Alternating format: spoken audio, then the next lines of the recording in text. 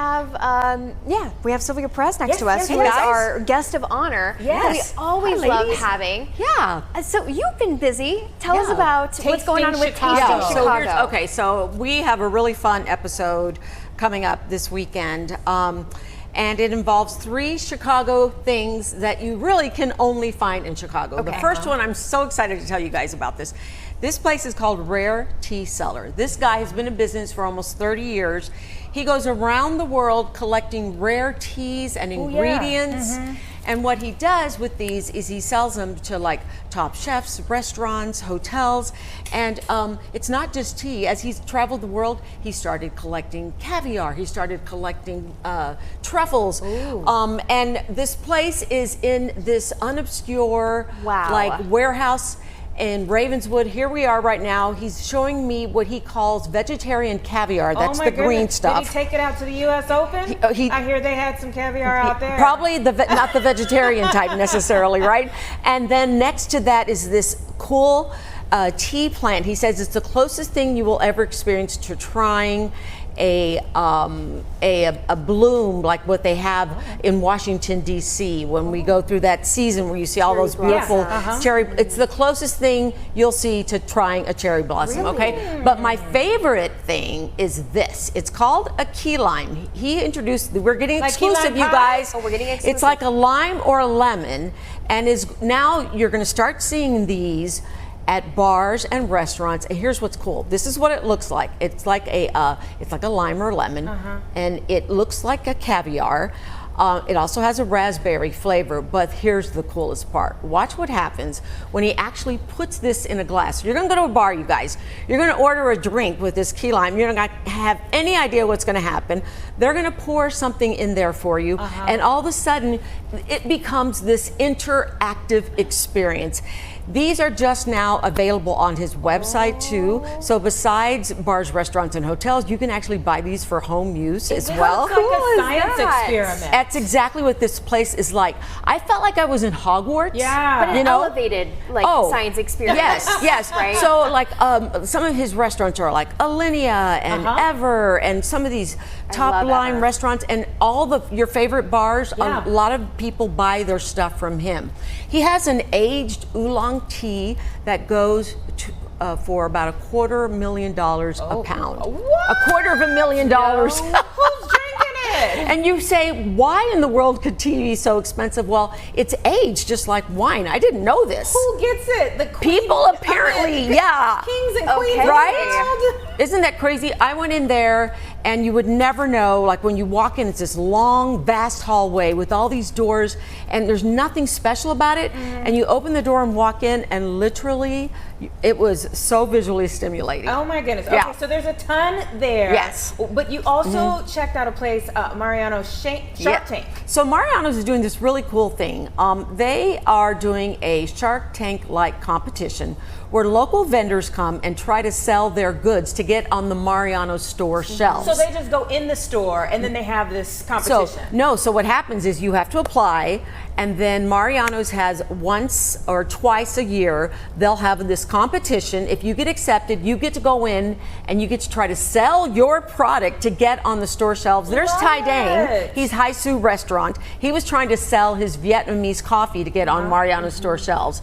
So we follow about 5 people from beginning to end of the process, and it's really fun. I get so roped into Shark Tank. Well, this is a local Shark Tank, and then when you go to Mariano's, you'll see an aisle called We Love Local, and it's all local products. Yes. So that is the competition to get in. We had so much fun. We were there for 6 hours. Oh my goodness. That's a long day. And I've been asking to do this story forever. They finally let us in. We had so much fun. Oh, that's awesome. And the piece turned out great. Yeah, I got to watch it. Yes. And I visited that aisle. Good. It was really fun. Yeah. I'm blanking on what I got. But I feel compelled now. Well, a little tip if you like balsamic vinegar and stuff, I do. go buy their Piccolo Sonio balsamic vinegar. They sell it at Mariano's as part of the We Love Local and his pastas as well. You can get all of that at We Love Local. You know what? And so, like, I got excited when Olive Garden got there. When they got their dressing up the stores. And now it's even better because it's local. Chicago. I love Piccolo. That's so right. That's great. Yes. Okay, let's talk about Atomic Cake. Atomic Cake. Okay, so this is so much fun. This is, if you're from the south side of Chicago, if you're a south sider, you know about this, and we kind of make fun of it in the story. So it's called atomic cake, and it became a south side staple back during the atomic era, whenever the atom bomb was something everybody was concerned about. They believe the cake was named after that, and it was a south side baker who decided to put together this banana cake with yellow cake. It's got strawberries, it's got custard, and it's got a chocolate topping. And if you ask a north sider what it is, they may not know, but if you ask a south sider, they're like, oh yeah, I used to have that for my birthday all the time. And does everybody call it atomic cake? It's called atomic cake, yes. So we thought this was funny. A British steakhouse in Chicago, the Hawksmoor, they are now doing a twist on the atomic cake, which has become an atomic sundae. It's become the most popular dessert on their menu, and let me tell you guys, it is good. It's so good. You know, I'm marrying into a Southside Irish family. Then they know. And so I had atomic cake for the first time, like, I don't know, years ago. Right. And I was like, what is this?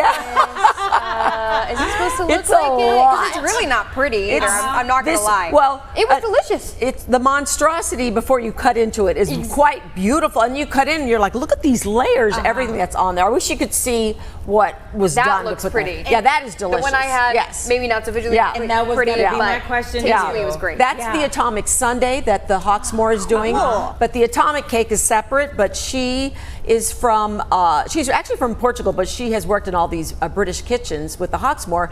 And whenever the Hawksmoor comes to a local place, they want to find out what the local food product is. And you know, we have our hot dogs, we have our pizza, but then she discovered atomic cake. So she's like, we're going to do this, and now it's on the menu. Smart lady, smart lady. And then maybe one thing that more people have heard about widely, doesn't matter where you live, cobbler, classic cobbler. Classic cobbler. So Classic Cobbler is a place in Bronzeville that Brian Jackson took me to. You guys might have seen. Oh, I have. Brian said, Sylvia, it's the best pie and cobbler in Chicago. So we go and we visit the place, and Brian kind of walks me through all of his favorites. My favorite was the peach cobbler. Of course. I thought. Have you tried any of theirs? Oh my gosh, Yes. peach cobbler, hands down. Yeah, the peach cobbler. And I have to tell you too, the pound cake was insane.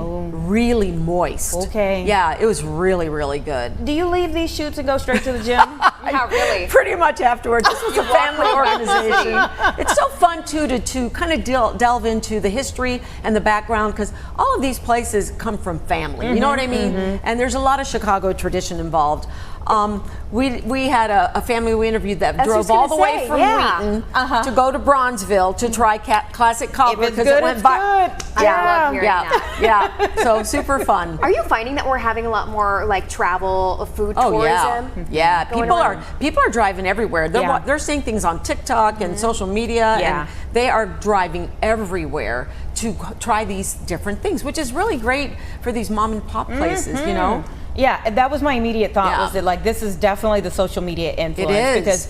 Because before, I mean, one, the advertising dollars you would put in to getting the word out, and just the amount of eyes that can get on your stuff with reposts and all of those things. I mean, you just wouldn't have the reach that you have. It's so funny you say that too, Anita, because do you guys know who Keith Lee is? Yeah. He's a big food influencer. Has he been to this place? He hasn't been to this place, so I'm doing a story with Calling Keith Lee. Yeah. How are you doing so a I'm doing a story with Keith Lee because we go to a restaurant where he literally changed a family's life. They were struggling, and let me just tell you, first of all, he is the kindest man. He's super sweet. What you see is what you get, and he just wants to help people. But he literally changed these restaurants' lives. I can't wait for you guys to see that one. Oh my goodness! Everybody, everywhere he goes, they have great. Well, no, if he leaves a good review, they have great things to say, of course. And I do appreciate though that he's honest, right? It seems like some of them, he's not really like putting bull crap out there. He's doing his thing. What you see is what you get. Can you tell us? Is there anything I can't else tell that you you're yet. on?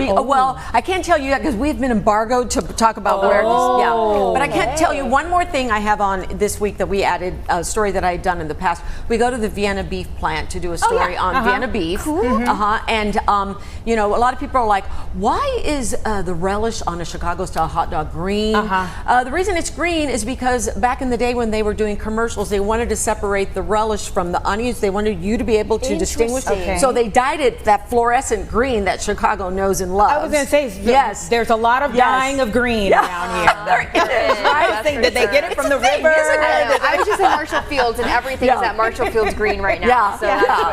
But so we have 5 episodes in this one, and it's so much fun. Okay, if people at home are interested, where can they watch Tasting Chicago? So you can go to Fox Local, you can go to fox32chicago.com. It's going to be streaming this weekend. And yeah, we're trying to bring you episodes as often as we can. It's been wonderful because we've had so many people reach out to us to go do stories. So, I mean, there's a lot of good food in Chicago, as you guys know. Yeah, that should keep you really busy. Yeah, but the next time you go to a bar, full. right? The next time you girls go to the bar and you see a finger lime, you're going to be like, I know about that. Well, I've seen it on social media. And, honestly, I kind of thought it was an AI picture. I was like, can this be real? Yeah. It's an elevated like boba tea. Yeah. Well, yes. Right? I was thinking like a lava lamp boba. Right? Definitely the lava lamp too. Sylvia Perez. Thank you. Thanks, ladies. Resident foodie and food expert here. We appreciate you. Have fun. All right, everybody. Tasting Chicago. You have your marching orders of where to see it and what's going to be on. Oh, she just gave you a preview, like snippets. There's so much more to come.